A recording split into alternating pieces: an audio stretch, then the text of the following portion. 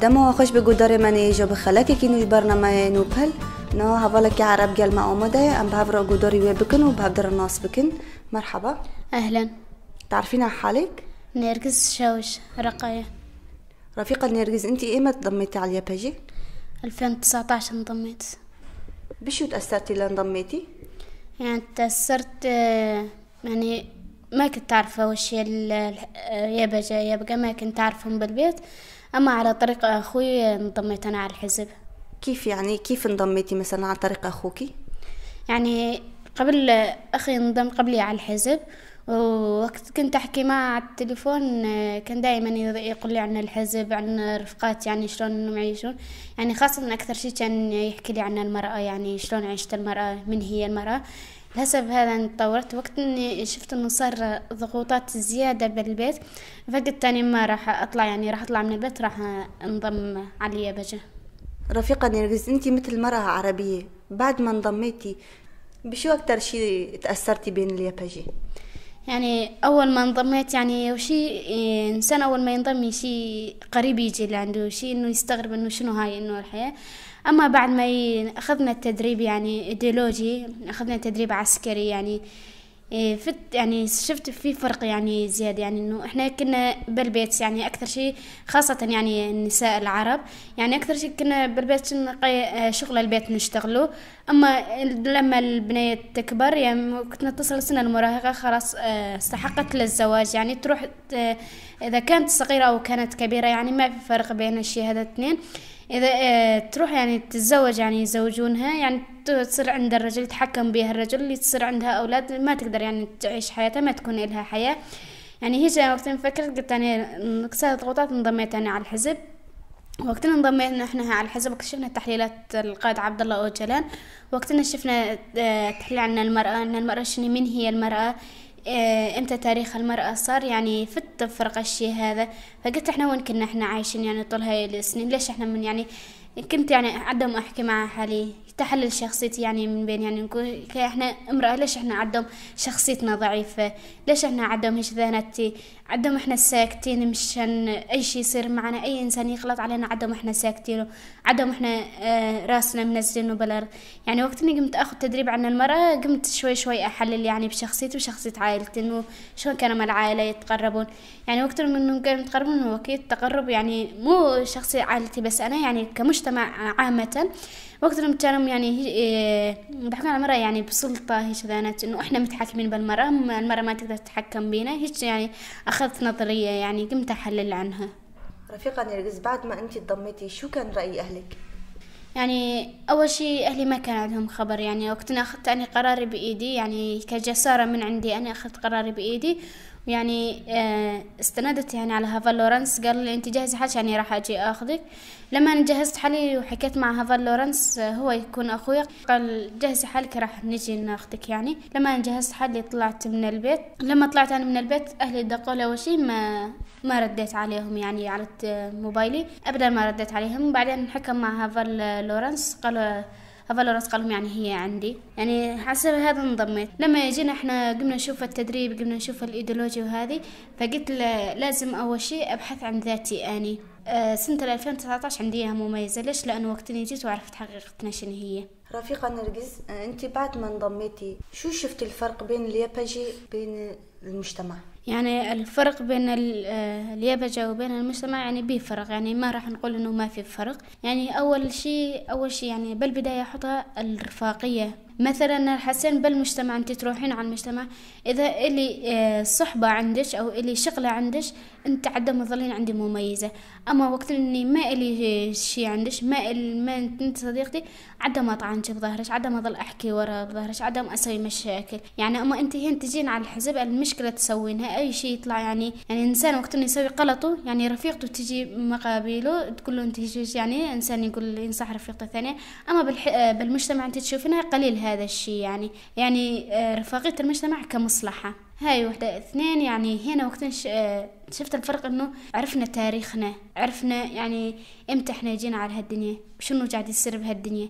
اما احنا هنا وقت كنا بنشنا ما كنا نعرف، يعني الصراحة احنا نقولها ما كنا نعرف، احنا على الاخبار ما كنا نقعد، ما كنا نعرف شنو قاعد يصير حوالينا. يعني تكون يعني ايديولوجي زيادة بالمجتمع ما كان في، يعني كل إنسان يعني حتى مفهوم الحرية كنا فاهمين إن الحرية غلط. أما وقت الجديد فعلا هنا إحنا نقدر نقول إحنا هاي حريتنا. ليش عرفنا تاريخ المرأة، عرفنا الصح من الغلط. وقت كنا بالمجتمع نمشي كنا عدم راسنا بالأرض منزل، عيوننا ما كنا نقدر نرفعهن. كل ما نرفع مثلا ترفعين راسي يقول أكيد هاي عندها شيء مشان هي رافعة راسها. أما هنا أنت وقت تمشين بين الحزب راسك مرفوع إنه أنت امرأة، عرفنا يعني من هي المرأة القوية. أما تروح على المجتمع أي سؤال تسألينه ما حد يعرفه. مش إنه المجتمع مثلا حسن المجتمع بنية تشيل السلاح تصير جريمة يعني عليها.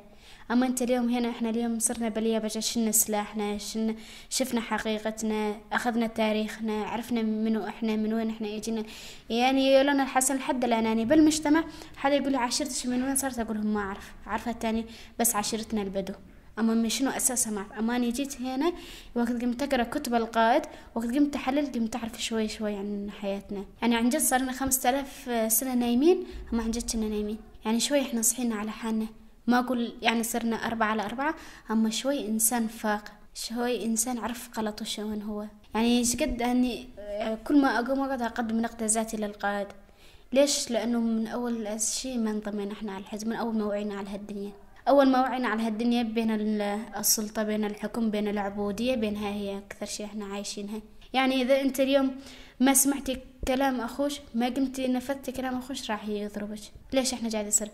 من أول شيء أني يعني حتى يعني عدم أمي كانت يعني ليش جيت أنا بالحزب أنا حكيتها. يعني مني كنت بالبيت كان يصير معي تناقض، يعني إنه ليش إحنا إنه المرأة عدم إيش قاعد يصير معاها. صح ما كنت أعرف شيء عن القائد، ما كنت أعرف شيء عن اليابجة كل شيء ما كنت أعرف عنها شيء. أما كان يصير معي تناقض. أقول ليش عدم الشاب يميزونه عن البنت؟ ليش ما يكون بتعادل بين اثنين؟ ليش عدم هذا رافعينه فوق والبنت منزلينها جوا؟ أما وقت جيت أنا على الحزب جيت أفكر هيش ذاتي. لما انضميت يعني على باليابجة يعني تعادل، يعني لا الرجل يعني مو أقدم من المرأة. عدم المقدة هي المرأة هي بالمقدمة. لأنه ليش؟ لأنه هي المرأة أساس المجتمع كلياتها هي المرأة. حتى القائد مقولات القائد يقول المرأة هي الوطن.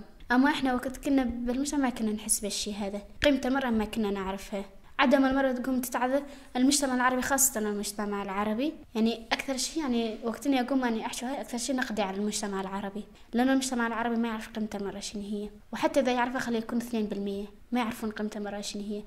أكثر ما المرأة الحسن تتعذب هي المرأة العربية، من زواج القاصرات، المناهضة العنف ضد المرأة، من أسلوب تصرفاتهم من ناحية المرأة.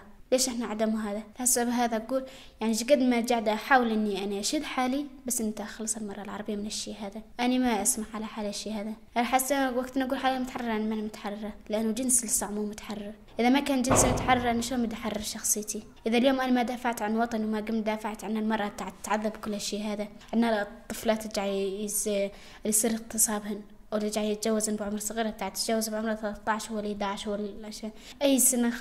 البنية خاصة المجتمع العربي، البنية من دخلت سنة المراهقة خلاص تنحرم من كل شيء، من طفولتها تنحرم، ما تشوف طفولتها، فورا يحكمون عليها. أنا إيش قدرت أنا أكمل دراستي، بس حكمهم علي من سنة في السنة المراهقة قاموا يقولون إنه عيب وعيب. يعني بكلمة العيب والحرام والشرف المرأة خلاص انتهت، ما ظل لها قيمة. هاي المجتمع العربي هيش بناتي. أما إحنا ما نقبل الشيء هذا على حالي، أنا ما قبلته. وقتنا أني بطلت من المدرسة على دور 11 بالزور لبسوني أنا العباية والبرقع، ما كنت أرضى أن ألبسن لباس 11، ما كنت ألبسن. يعني كان 11 يحاجني كلمة كنت أرد له 10 كلمات، لأن ما كنت أرد على شيء إنسان. لليوم هذا ما أحب إنسان يتسلط علي. ليش؟ لأنه وقتنا أشوف المقابل أقول ليش إحنا ساكتين، ليش إحنا كل هالدرجة ضعيفين، ليش نسانا ضعيفات، ليش ما حتقدر تقاوم مقابل اللي قاعد يصير معها؟ ليه وجه الغلط اللي قاعد يصير عليها؟ الإنسان اللي يدوس على طرف لازم يدوس على طرفه، لازم إحنا ما نسكت على الشيء هذا. كل الشيء صار علينا، كل العبودية مشت علينا، كل السلطة مشت علينا، الذهنية الذكورية، ليش لحد الآن إحنا ساكتين؟ يعني قد ما نحكي عن المجتمع العربي ما نخلص.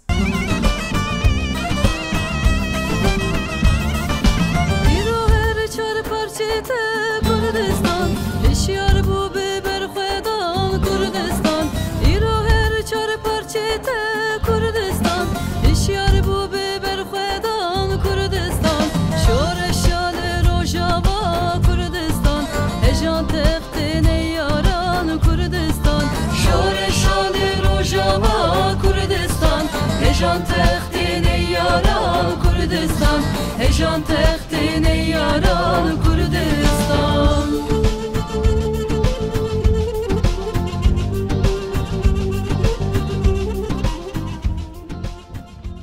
رفيقة نرجس، انت بعد ما انضميتي شفتي التدريب، بقينا الدرس اكتر شيء يعني تأثرتي؟ يعني بعد ما انضميت على اليابجة وشفت التدريب يعني أكثر شيء تأثرت يعني حقيقة القيادة ودرس تاريخ المرأة، لأنه القائد ذاتا من صغره القائد عرف يعني إنه شلون المرأة ليش تنباع بثمن يعني بأشياء رخيصة. القائد عرف يعني تأثرت يعني حيل فيها. يعني القائد لحد الآن أكثر شيء يعني وقت كنا ناخذ تحليلات القائد وقت ناخذ حقيقة القيادة أكثر شيء يعني ناخذ القائد عن المرأة، تحليله عن المرأة إنه ليش المرأة قاعدة تصير معاه هيك. رغم الشيء هذا ايش كثر القائد قاعد ينطي هاي، اما رغم الشيء هذا المرأة لحد الآن ساكتة قاعد تسكت يعني على الأغلاط اللي قاعد يصير معها. ويعني من ناحية درس تاريخ المرأة يعني إنه المرأة أول ما خلقت على هالدنيا المجتمع الكلان يعني شلون صار بحال المرأة، الانتاجات المرأة ما حد انتجن، الرجل ما انتج الشيء هذا اللي سوته المرأة، التعب اللي تتعب المرأة الرجل ما سوى. أما رغم الشيء هذا المرأة ما لها حقوقها، كله قاعد يصير للرجل، أما الرجل يعني على البرد المسرح يجي ياخذ حقوق المرأة. رفيقة نرجس، هلا أنت مثل امرأة عربية، يعني يلي بيجوا بنضموا بين الياباجي مو بس نقول عرب أو نكرد، مثلا من جهات التانيات كمان بيجوا بنضموا، انت شو احساسك لما بتقعدوا مع بعض، بتفيقوا مع بعض، بتحوسوا مع بعض، شو هو احساسك؟ يعني وقتنا نفيق مع بعض ونقعد انت تقول يعني مو بس انه امرأة عربية ولا كردية مهما تكون يعني كلياتنا يعني جنس واحد يعني بالاخير نعتبر. يعني عن جد وقت نفيق الصبحيات نشوف رفيقاتنا كلياتنا انه احنا قاعد ناخذ تدريب القائد، قاعد احنا نطلع من الشيء اللي كنا فيه، من العبودية اللي كنا فيها، يعني عن جد شعوري انه ما ينوصف يعني صراحة. ان كان عرب ولا ان كانت كرد وان كان سريان ما في فرق يعني بيناتنا، لانه احنا جنسنا هذا. اذا اليوم احنا ما دافعنا عن جنسنا ندافع عن جنس مين؟ اذا ما احنا وقفنا وصرنا ايد واحدة راح نوقف مع مين؟ ما وقفنا بوجه عدو المرأة. شنو هو عدو المرأة؟ عدو المرأة هي العبودية. رفيقة نرجس، هلا نحن عم نفوت على السنة الجديدة، شو بتقولي شو هدفك بهالسنة الجديدة 21؟ يعني هدفي بسنة 2021 يعني عن جد يعني أخذت تدريب، يعني جيتني من حد الآن وأنا أخذ تدريب وأقرأ تدريب، أقرأ كتب يعني مشان إنه تحليل المرأة. يعني أكثر شيء إحنا نحكي عن المرأة، لأنه أكثر شيء تعذب هي المرأة.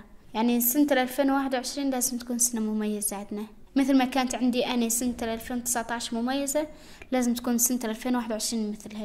يعني كل سنة تحدي، مو بس يعني سنة 2021 كل سنة تعدي، كل شهر يعدي، كل يوم يعدي، لازم إحنا نخلق حياة جديدة. نخلق حياة جديدة. شو يعني نخلق حياة جديدة؟ يعني العبودية كانت معنا نكبها، نفتح طريقنا الجديد، نفتح صفحة بيضاء. ما كنا القائد يقول السفينة اللي ورانا نحرقها، أما شلون نحرقها يعني بمقاومتنا وراها، مو بس إنه ننساها، مقاومتنا بوقفتنا مقابل هالشيء هذا قاعد يصير معنا. إحنا نحرق السفينة اللي ورانا، ما نرجع لورا، لا نتقدم لقدام. إذا بدي أرجع لورا بدي أرجعني على العبودية. لو أني رايدة أنا العبودية أنا ضليت بالمجتمع وتحملت ظلم المجتمع كلياته، أما لأنه أنا ما تحملت ظلم المجتمع، ما تحملت الشيء هذا، جيت أنا على اليابجة. يعني سنة 2021 وسنة 2022 و23 وإلى آخره، يعني لازم كل سنة تكون سنة مقدسة. إحنا نعرف شنو قيمة السنة تعدي علينا، شلون إحنا بدنا نقاوم مقابل هاي السنة. كل سنة يعني إنسان باليوم وبالدقيقة وبالثانية لازم يحسبها عليه. ما اليوم حسنا أنا اليوم أنا شنو بدي أحكي مشان المجتمع العربي، لازم نخلي المجتمع العربي يتأثر بالشيء هذا قاعد يصير عليهم، إنه يوقفون بس إنهم يفيقون، بس شوي إنهم يفيقون، بس إنه يشوفون حواليهم. يعني حاسين المجتمع العربي بس من شباك يشوفون، ما يطلعون يعني على هالدنيا ويشوفون شنو بيها ما بيها. تاني شباك يشوفونه، من الشباك يشوفون اللي حواليهم. أما الشيء هذا لا، لازم إحنا نطلع ونحلل اللي حوالينا ونحلل المكان اللي قاعد نعيش فيه. كل شيء يعني إذا اليوم أنا جيت ونطيت رفيقتي الشغلة لازم أحللها وأحكيها مع حالي، بعدين أروح تعرف إنه غلط ولا لا. أما بالمجتمع العربي يعني ننطي الشغلة هاي ما نعرف شنو حسابها بعدين، لازم إحنا نفعل بالحياة اليومية نبين لسنة 2021. يعني مشان القائد أبو، مشان الشهداء الراحم الضحم بحالهم بس من أجلنا. القادة سووا كل الأشياء هذا بس مشان المرأة، تيخلص المرأة من هالعبودية. القائد أخرج المرأة من الظلم إلى النور، سواها ملاك. لازم إحنا هذا كلياته نثبت بالحياة اليومية. يعني فلسفة القائد أبو صح هي منشورة، أما لازم إحنا ننشرها أكثر، يعني ننشرها أكثر. شهدائنا ضحوا بدمهم للأرض صار بس مشان شنو؟ يخلصون المرأة، بس يخلصون المجتمع من هالشيء هذا، يبينون المجتمع على حقيقتهم، يوقفونهم على حقيقتهم. يعني سنة 2021 هذا يعني هدفنا منه. رفيقة نرجس، قبل ما نوصل على آخر البرنامج، شو هي رسالتك للمجتمع؟ يعني وصلنا يعني آخر البرنامج، يعني رسالتي للمجتمع، يعني نتمنى من المجتمع إنه يقومون يدافعون عن شخصيتهم، الدفاع عن الذات، يقومون يوقفون المجتمع بشكل عام، المرأة بشكل عام، يقومون يعني يوقفون على حالهم، يصحون، يعني خلهم يشوفون دنيتهم، خلهم يعني الجغرافيا اللي هم فيها يحللونها، خلهم يحللون بعضهم، من هي المرأة، من هو الرجل، خلهم يطلعون الفرق بيناتهم، خلي يكون مساواة بيناتهم، لا يحطون فرق بين المرأة والرجل، خلي يكون اثنيناتهم متساوين، خلهم يعرفون من هي المرأة، خلهم يقرون تاريخهم القبل، يتدربون شخصيتهم. لأنه شنو؟ المجتمع كلياته يعني نايم أبدا ما فاقم. يعني رسالتي أنا للمجتمع، يعني نتمنى من المجتمع إنه يقومون عادي، يقومون بس يعني لحد هنا بس كفي هما راسهم بالأرض، يرفعون راسهم ما يقبلون بهذا الشيء، وإحنا معاهم، وإذا أرادوا شيء إحنا كلياتنا معاهم، إحنا نوقف كلياتنا معاهم، وقتهم هم يقومون يشوفون الحقيقة بشخصيتهم، يعني إحنا نوقف معاهم. يعني هاي رسالتي يعني للمجتمع. نحن كمان نتشكرك رفيقة نرجس. شكرا، نحن نشكركم على زيارتكم لنا. ناجي قدري من يجو أم بهبالك ربون هبالك عربيش أصلي خو جرقاية أم ناجيش تندوي خلق خو حيو خلق كيدن أم بمن دنا بخير وخشيرة.